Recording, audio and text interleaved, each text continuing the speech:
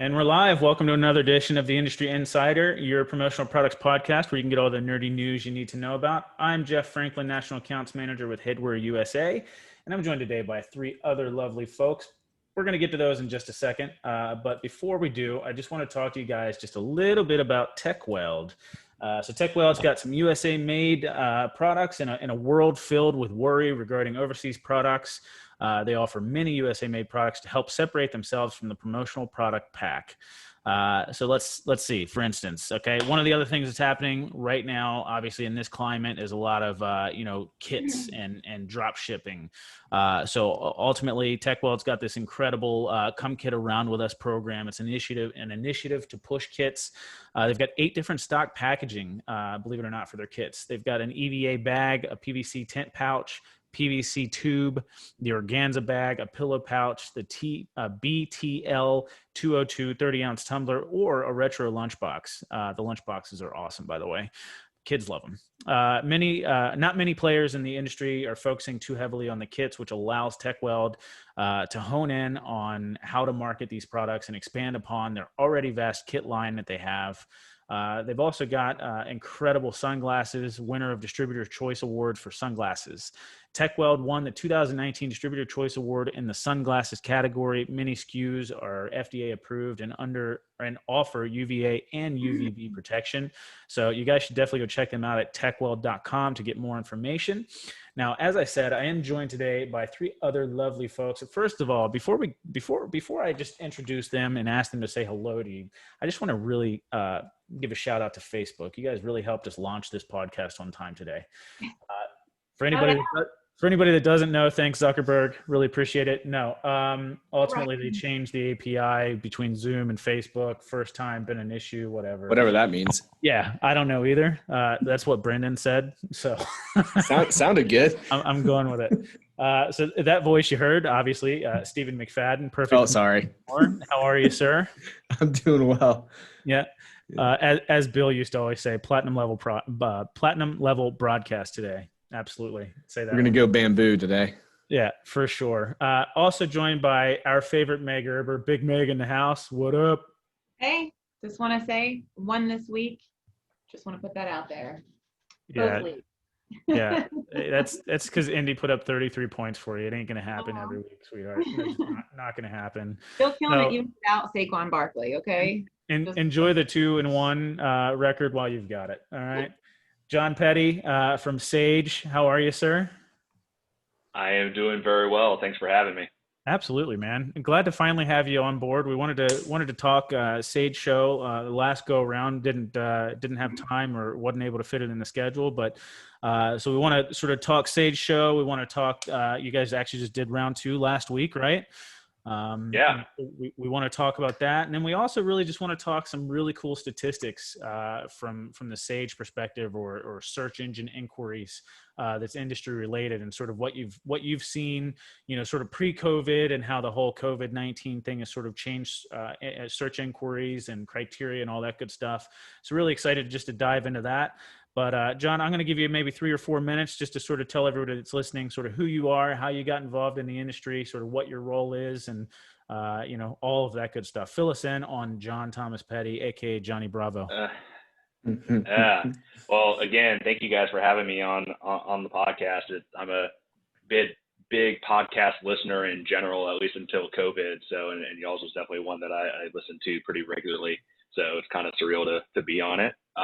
Not that I'm, trying to make you guys sound like celebrities or anything, but maybe a little bit. But we are. So thank you. Yeah. You guys are. We're industry celebs. I kind of got involved. I've been with Sage for almost 7 years now. I'm one of our senior account reps. I manage a lot of our accounts on the East Coast. I've been with Sage, I've been with Sage for a bit. This is my first experience with the industry. I kind of got into it by accident. I had been in recruiting and sales on a technology and medical level for, pretty much since I graduated college. And a buddy of mine was working at Sage, and he asked me, he said they were hiring at the time, came to go work with them. And it's been a lot of fun ever since. Sage is a great company, great people. They're friends now, friends and family. So it's been a great been a great ride. Awesome. And tell us about a little bit about the personal life, man. You guys, you just recently had a little kid, and how's being a papa? Oh my gosh, it's been a whirlwind. Yeah, my wife and I, we just had our first almost 2 years ago. Here we're at 23 months, almost to the day. With COVID, it's actually been a blessing, because I had a pretty decent commute going to the office most days, and since having needing to work remote, it's allowed me to spend a little bit more time with my wife, with my son, and just to see him grow, and I'm a deep down, I think I'm a closet nerd, and I get a kick out of just seeing him figure things out, and just see how this moves over here, and if I do this is what happens, and just seeing how his little mind works is something that's really given me a lot of enjoyment. Of course, now we're getting into the terrible twos, and so it's I'm telling him, no, don't do that, don't put that down, and he just kind of gives me the look, and he just starts to smile, and of course I have a hard time because I can't not smile or laugh when he does those things, which is absolutely the last thing that you're supposed to do. But yeah, it's been great. It's been awesome getting to spend that extra time. Even it probably only boils down to maybe like an extra hour and a half every day, It's but worth it. you multiply that. They grow up so fast. Yeah, 100%. You multiply it by 5. I mean, that's 6+ hours, a week that I'm getting to spend with him, and just to see him grow and everything. It's been great. So, John, we're about to split the world in half here. Okay. At what age do you stop counting by months? Oh, I was literally going to ask that. That's awesome. Oh, I actually thought that when he said. I thought the exact same thing. Well, I have a hard time because I actually my habit of late has just been to say almost 2, only because I usually don't remember. Wait, is this month 21, 20? Like I'm a guy. I don't remember those things. Especially this year. But we're 1 month away from his birthday, so I was like, 23 months. Like I could just rattle it off. I think 2 is the age where it becomes, hey, he's almost 2.5. He's almost 3. I don't think you're getting into, he's 28 months. He's 31 months. I don't think. I think 2 is about the age, I think, where you stop doing that. I was definitely with you on the first kid. On the second kid, she was a year, and then she was a year and a half, and now she's almost 2. Like, I don't know. I don't even do the month thing anymore. It's like, I think it's 18 months, actually, because those middle months, like the 19, 20, 21, 22, 23, they just don't make any sense. So you just say 18 months, then almost 2. I think 2 years is a good number. 2 years is a good number too, because I think that's when the clothing, kids' clothing stops. Yeah, 2T, 24 months. 2T, 3T, 4T. You don't get the 6-month clothes or 18-month clothes. I was getting ready to loop Meg Erber in here because you guys sell some youth clothes, don't you, or some toddler clothes? Oh yeah, we do. Infant all the way up to men's 6X. Yeah. So ultimately, hey, do you sell the onesies that with the 3 buttons at the bottom for a men's 6X? Oh no. Somebody should invent that. I'm down. Anyhow, if you wear the 6X onesie, that'd be weird. All right, this conversation has gone way too long. Oh, you one of those guys? Sorry. All right, John. So tell us about the Sage Show, because obviously we can sort of go back into history, because you guys just launched like your first ever like full-on virtual trade show that took place in place of the physical event that you guys normally do, correct? Right. And so tell us a bit about that, and then maybe tell us how that went over, results, all that good stuff, and then tell us a little bit about round 2 that just happened last week. Yeah, so the Sage Show normally happened, here in the Dallas area, every August, and obviously with COVID and everything, it became unfeasible to do that. Even though I think here in Texas we've been a little bit more loose with the in-person events and things of that nature, but it became necessary to have something like that, and we saw the need, especially industry-wide, where many suppliers and distributors weren't able to truly interact with one another in the way that they were used to. I mean, whether it be regional shows, Expo East, any of the other shows that kind of happen midway through the year after Expo in Vegas, the need was certainly there. And so we came out with, we developed a platform to have it. And, admittedly, I think there were some difficulties, on the, at least the first day that we did it. I think the attendance far superseded anything that we had anticipated. I mean, we still had pre-reg numbers, but you could attend day of, it's free to attend for distributors. And, there were some hiccups along the way. I think, some things got bogged down. Which so it was, the first time I think anybody had really done anything truly to this level on a virtual trade show, perspective. So it really, we learned some things from it, but at the same time, despite some of those difficulties, the feedback was overwhelmingly positive. Just having the trade show experience, but in a virtual way, like really as close to a true trade show with education, networking, rooms, that level of experience, no one had really experienced up until this point. And so, because of that feedback, and I think because we wanted to, the show didn't come off to the level that we hold ourselves to at Sage, that we wanted to do it again.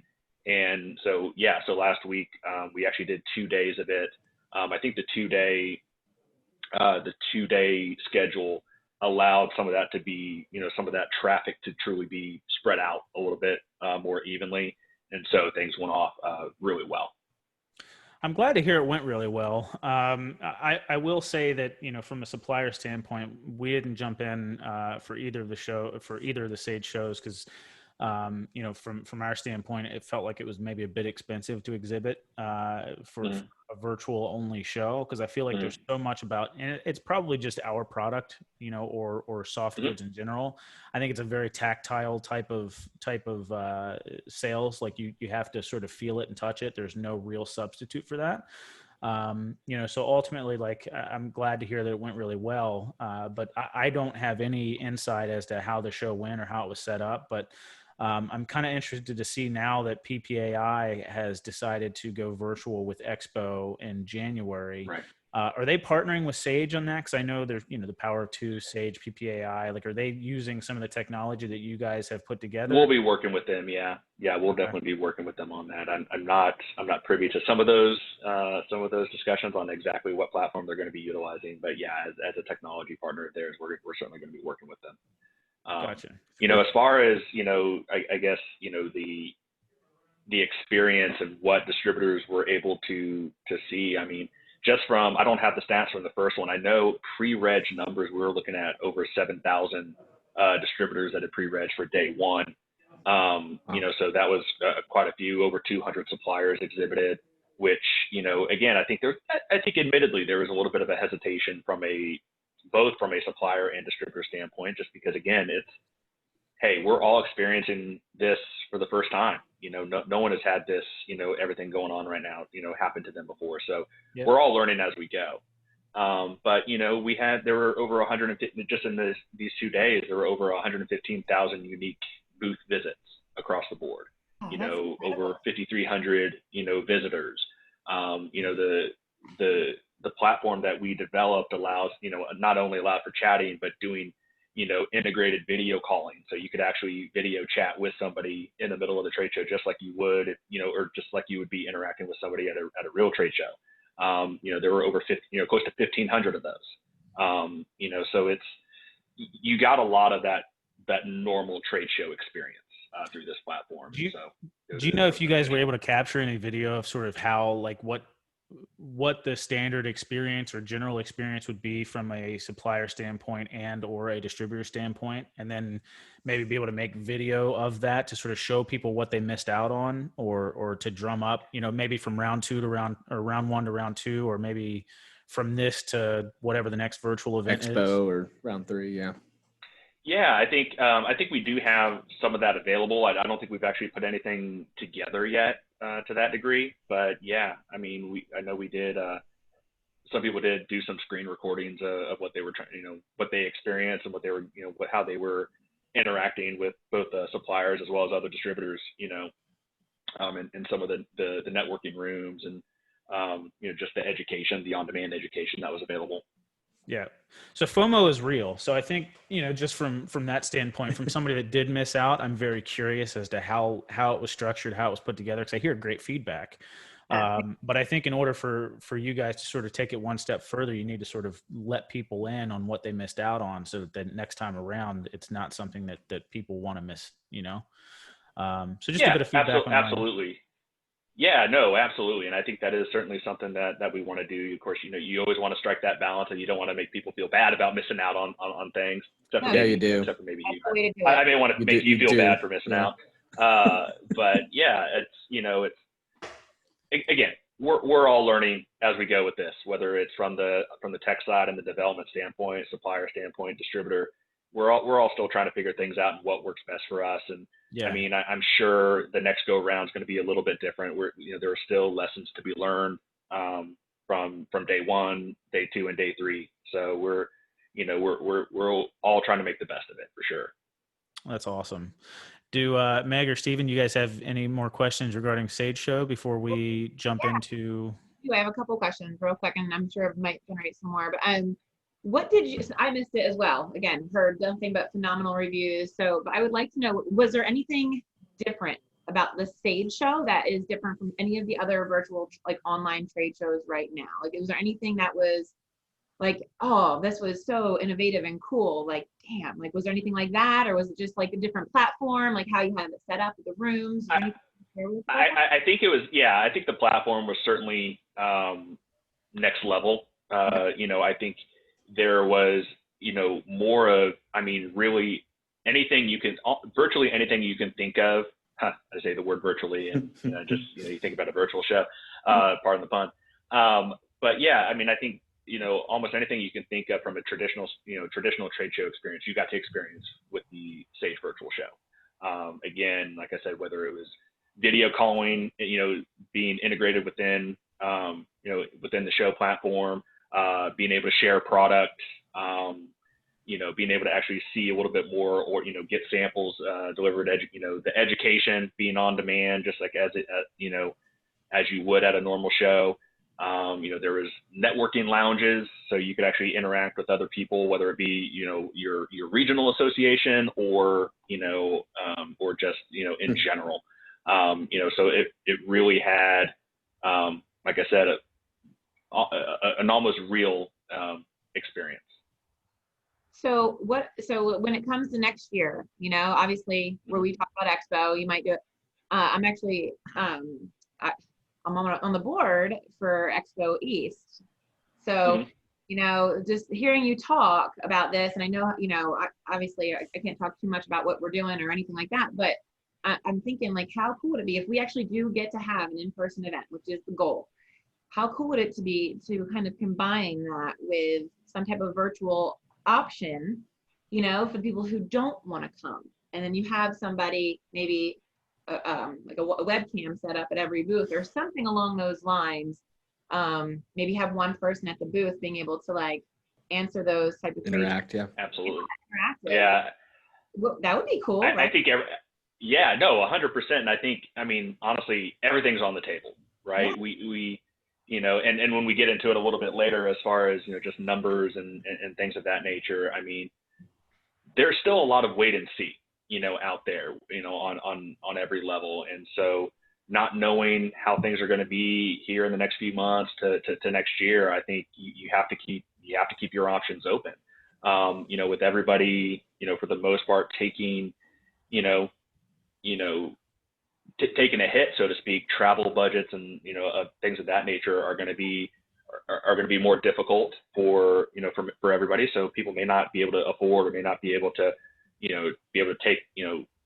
take a break from their business to go to some of these shows. And so having a virtual option will be necessary. I think, much like, at the very beginning of COVID, when everybody is scrambling around trying to figure out how they were going to run their businesses remote because they couldn't go into the office, and it forced everybody to, really, to virtualize their office spaces and get all their systems in place to be able to run their business. I think this is allowing or forcing the trade show experience to evolve a little bit more quickly. So I think this will certainly, push things forward. And so where things like that are more of an option. Yeah, I think that would be really cool to have some type of collaboration like that, because I think ultimately everyone wants to get back to normal, and if you think about it with the schools right now, there's people that are like, absolutely, I'm not sending my kids to school. And there's people like, take my kids. And there's people where they don't have an option. It's either one or the other, or there's hybrid.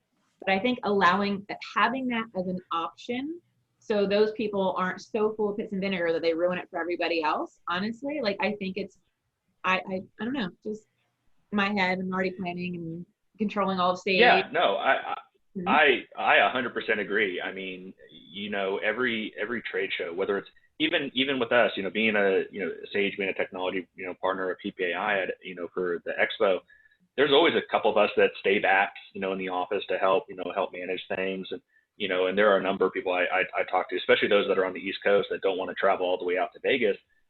They want to take part, but it's just like, between travel times and expense, they can't make it. And so, but they want to be a part of it. They want to take part of the education. They want to take part of, some of the networking opportunities that they get to miss out, and they are forced to miss out on it. So, having something like this available in conjunction with the in-person show I think is, I don't want to, I'd probably, kind of put stake my flag into it and say, like, I think that's going to be the trend.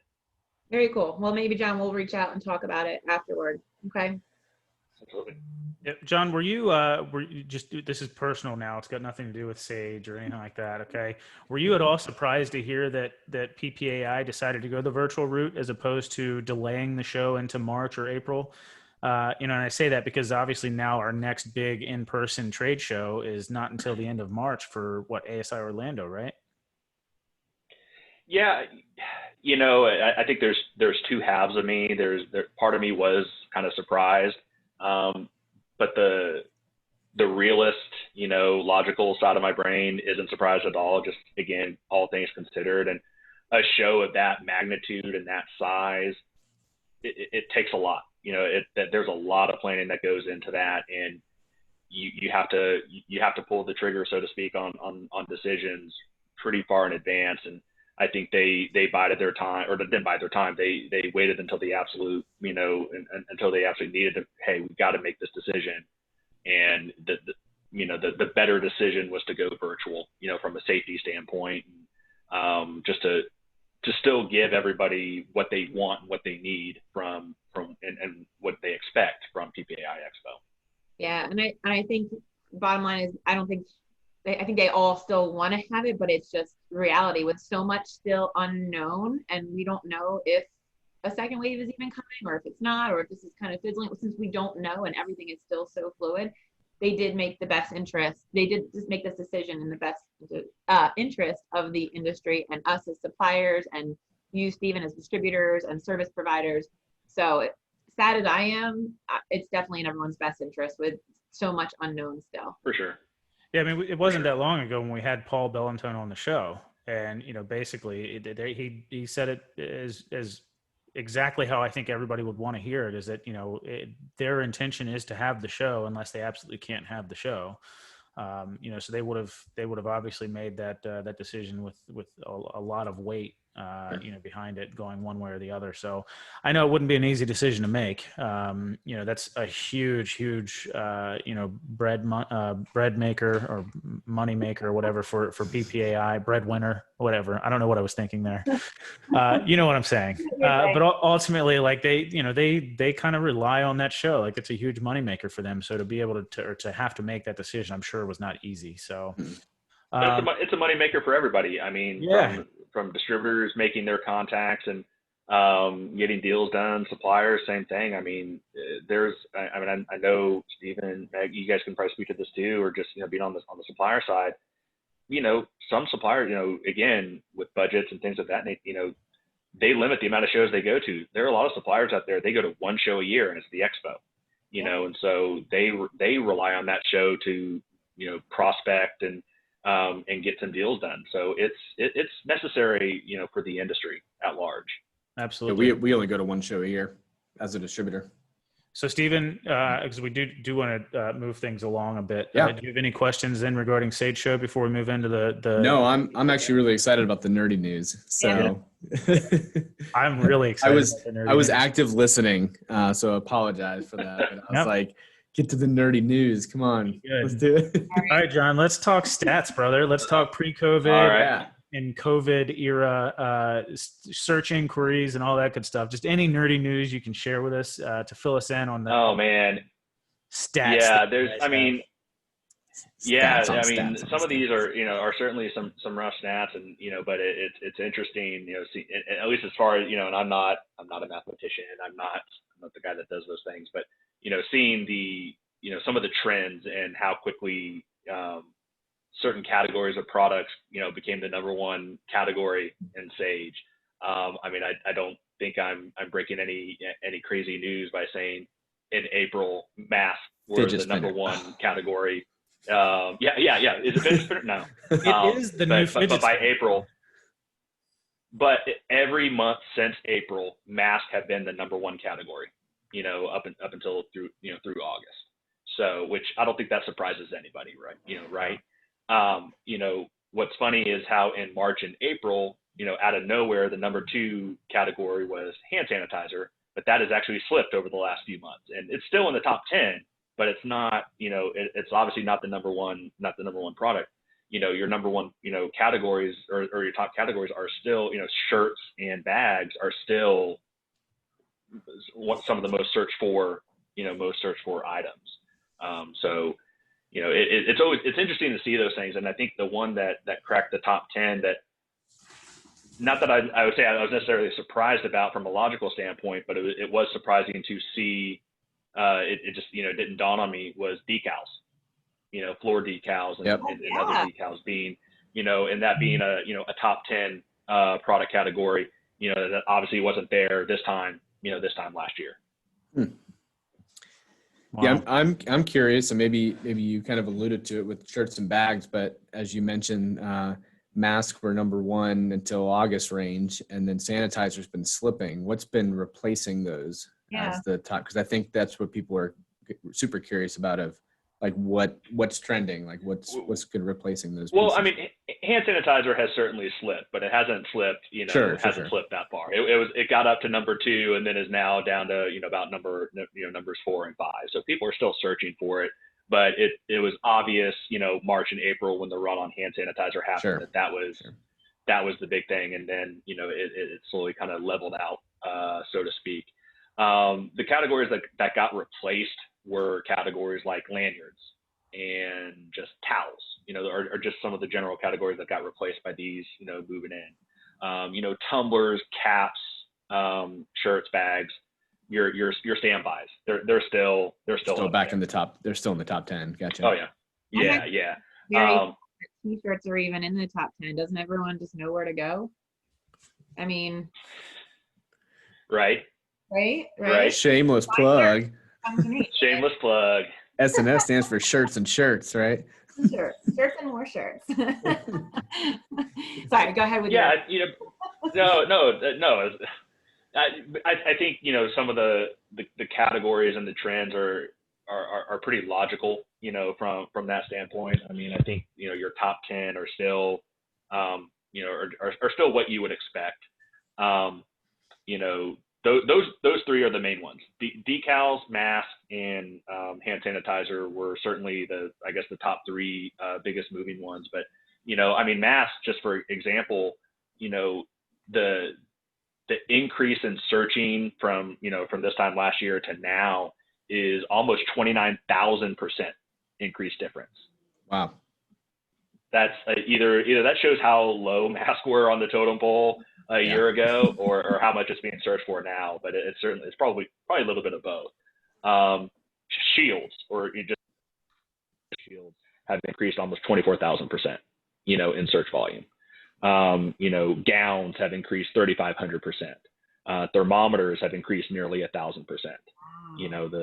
So just some of the categories that people are searching for. Bandanas have increased almost twofold, almost 100% increase on bandanas. So and hand sanitizer surprisingly was only about a 500% increase, and I say that as if that's a low number, but That's still good.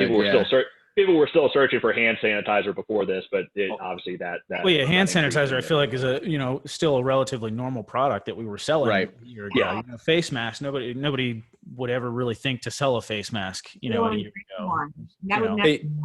ago. John, I'm curious, how there's actually like subcategories as well inside Sage, like made in the USA, recycle, promo cares. There's like a bunch of different subcategories. Yeah. Has there been any influx in any of those categories since the pandemic? I don't have specific numbers on it, but yeah, the made in the USA increased pretty significantly. Is that from the tariffs, you think, like from that time frame, or just because I think it's a mix of everything. I think there's, when you talk the health and safety of people in general and children and the elderly, I think everyone was looking to, be as safe and secure as possible. And then, I think some of that was also just shipping, needing to, with items coming from overseas, possibly, they wanted to make sure that they had that product in hand. Sure. In a timely manner. So what have you noticed with just overall numbers of daily activity or inquiries since COVID? Like, are people engaging less with Sage because the business is down, or are they engaging the same amount but just changing what they're searching for? What have you noticed in regards to that? It's certainly down. It's certainly down. I mean, it's, the amount of searches, distributor searches certainly dropped precipitously in March. I think I can speak for all of us. March, even maybe going into April, there was a little bit of this feeling where this will blow over. We'll be through this, and in a few weeks, it was going to be temporary. And so I think everybody, at least speaking anecdotally, and the number of the distributors that I've spoken to, there was a lot of it, just this wait and see attitude, and we'll get through this. I'm going to work on cleaning up my books, cleaning up my office. I'm going to do some training. I'm going to learn some new modules. There's a lot of that going on, and not just because they thought the business side would just pick up, here in a few weeks. And unfortunately, I think we saw that didn't happen. And so, so there in March, I think the numbers dropped pretty significantly, but they've also been trending back of late. By April, I think the total number of searches in Sage was down close to 50%. But now it's only down about 25%.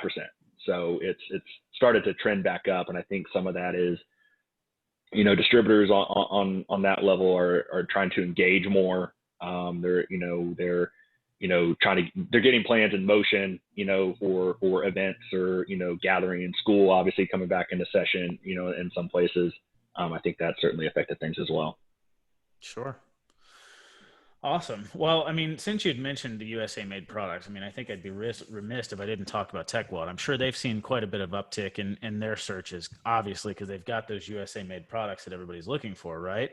So obviously, in a world filled with worry regarding overseas products, they've got many USA made products to help separate themselves from the promotional product pack. We talked hand sanitizers as well. So why don't we chime in there with TechWeld also? TechWeld's got hand sanitizers, and due to the coronavirus outbreak, this is something that's trending worldwide. The CDC recommends sanitizers and washing your hands to help prevent the spread of the disease. So they have many sanitizer SKUs that could help combat the spread of the virus. And they're also FDA compliant. They've got a lot of compliant products. And in a time of uncertainty, knowledge that a product is FDA compliant is key in allowing a customer to feel at ease when placing an order. So be sure to check them out, not only at Sage, but also at techweld.com to get more information on their USA made products. You won't be sorry that you did. Meg, Steven, any further questions for our friend Johnny Bravo? Good. Thanks. Good to see you, John. Been a while. I've got one thing to point see you out. too. I've got one thing to point out, because there's 3 of the 4 of us that have letters after our names on this podcast, but there's somebody that's missing some letters. Do you see who that is? Mine say FTB because I'm from the block. Uh-huh. That was Jenny. Yeah, that was Jenny. Yeah, well, You're just Meg. I was also For those listening that didn't catch that reference. Yeah. So anyhow, John, thank you so much, man, for being on here and for joining us Absolutely. and Thank you sharing guys all for the having nerdy me. news. Yeah, we've enjoyed it, and we'll hopefully you'll continue to watch the show, and we'll see you next time. All Take right. care, guys. Yeah, looking forward to it.